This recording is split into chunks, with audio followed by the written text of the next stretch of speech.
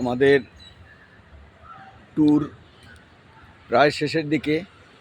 গতকাল আমরা ব্যাঙ্গালোরে পৌঁছালাম। আবার আজকে সকালবেলা কাকুলিকে নিয়ে আমি পার্কে হাঁটতে বেরিয়েছি।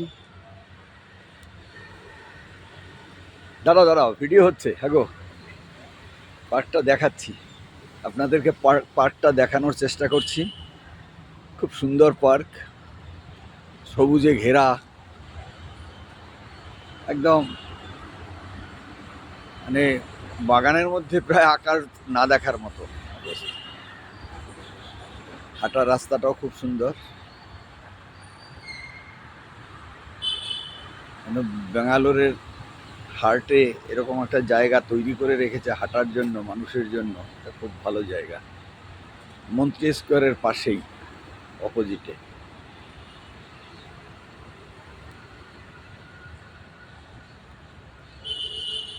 কালকে পায়েল এখান থেকে ওর পিজিতে চলে গেল। পিয়ুষ সম্মুজিৎ হায়দ্রাবাদ ব্যাক করে গেল কালকে রাত্রিবেলা ট্রেনে। আজকে পৌঁছাবে। আমরা আজকে এখানে আছি। আজকে আমরা ভাইজাগ যাব। ভাইজাগের ট্রেন হচ্ছে আমাদের ব্যাঙ্গালোর থেকে 1:40-এ। কালকে আমরা 11:30-12টা নাগাদ পৌঁছাবো ভাইজাগ।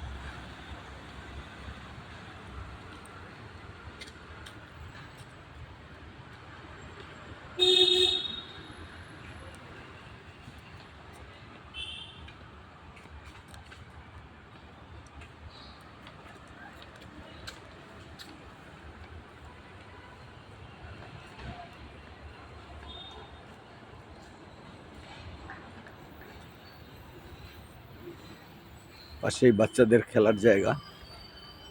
সকাল থেকে ফুটবল, ক্রিকেট চলছে।